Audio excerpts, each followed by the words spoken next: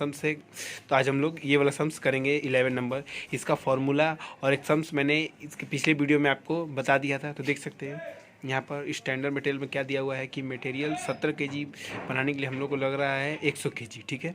और प्राइस है मटेरियल कितना 1 पर केजी, ठीक है। ये जो मटेरियल है 100, इसका प्राइस कितना है 1 रुपीज़ पर केजी, और ये स्टैंडर्ड है, ठीक है। और एक्चुअल में क्या है, ये हम लोग का आउटपुट कितना निकला है तो 2,10,000 केजी निकला है। मतलब ये जो 70 केजी प्रोडक्ट है ना, एक्चुअली में मतलब बनाया कितना है 2,10,000, और मटेरियल कितना इसमें यूज़ हुआ है 2,80,000 का, और इस मटेरियल का दाम दे दिया है 2,52,000, मतलब इसका दाम दे दिया है। तो हम लोग इसको इससे डिवाइड करके क्या कर सकते हैं, इसका रेट निकाल सकते हैं। मटेरियल जैसे इसका निकाल सकते हैं 1 रुपीज़ का पर केजी है, तो हम लोग अगर 2,52,000 को 2,80,000 से डिवाइड करेंगे तो एक्चुअल रेट हम लोग का निकल जाएगा। तो गाइस आज हम लोग इसी सम्स को बनाएंगे। तो चलिए देखते हैं। तो पहले हम लोग आपको बताया था कि फॉर्मूला होता है आउटपुट स्टैंडर्ड मटेरियल। तो देख सकते हैं यहाँ पर जो हम लोग आउटपुट कितना है 70 केजी, यहाँ पर देख सकते हैं 70 केजी मटेरियल बनाया कितना में 100 केजी में, तो यहाँ पर ले लिए हैं। तो एक्चुअल में हम लोग बनाए कितना है, तो मटेरियल एक्चुअल में आउटपुट निकला है कितना 2,10,000, तो आउटपुट में 2,10,000 ले लिए हैं, देख सकते हैं यहाँ पर। और स्टैंडर्ड मटेरियल कितना है तो क्वेश्चन मार्क, तो कैसे करेंगे, क्रॉस मल्टीप्लिकेशन कर निकालेंगे।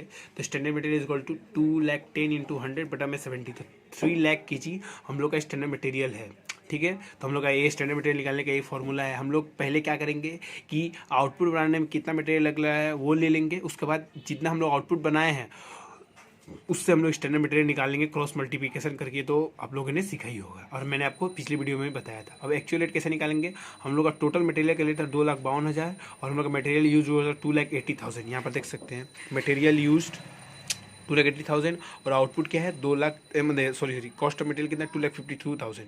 तो डिवाइड कर देंगे हम लोग 2,52,000 2,80,000, देख सकते हैं 0.9 पर केजी, मतलब 90 पैसा पर केजी, ठीक है।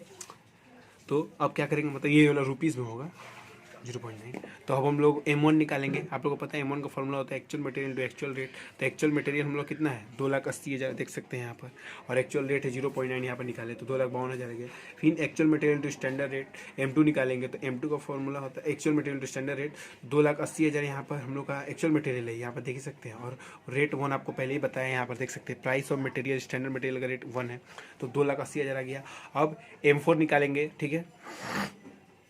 M4 का फॉर्मूला क्या होता है standard material to standard rate. तो स्टैंडर्ड मटेरियल में यहाँ पर निकाल रहे 3,00,000 और स्टैंडर्ड रेट कितना है 1, तो 3,00,000 आ गया। अब हम लोग को मान लीजिए मटेरियल मिला, तो मटेरियल का तीनों ही फॉर्मूला लगा देंगे जिसका नाम है मटेरियल कॉस्ट वेरिएंस। तो मटेरियल कॉस्ट वेरिएंस का फॉर्मूला होता है M4 माइनस M1। तो M4 हम लोग का 3,00,000 है और M1 2,52,000, तो यहाँ पर 48,000 फेवरेबल आ गया। फिर मटेरियल प्राइस वेरिएंस का फॉर्मूला होता है M2 माइनस M1, तो यहाँ पर M2 माइनस M1 किए तो 28,000 फेवरेबल आ गया। और मटेरियल यूजेस वेरिएंस में M4 माइनस M2, तो यहाँ पर हम लोगों ने किया 3,00,000 माइनस 2,80,000, तो कितना आ गया 20,000 फेवरेबल। तो अब मान लीजिए हम लोग ये लोग बनाए, चेक करेंगे कि हम लोग का सही है कि नहीं। तो एक फार्मूला होता है कि material cost variance is equal to material price variance plus material usages variance, मतलब इसका जितना आएगा ना ये दोनों का टोटल जोड़ के ही उतना आएगा।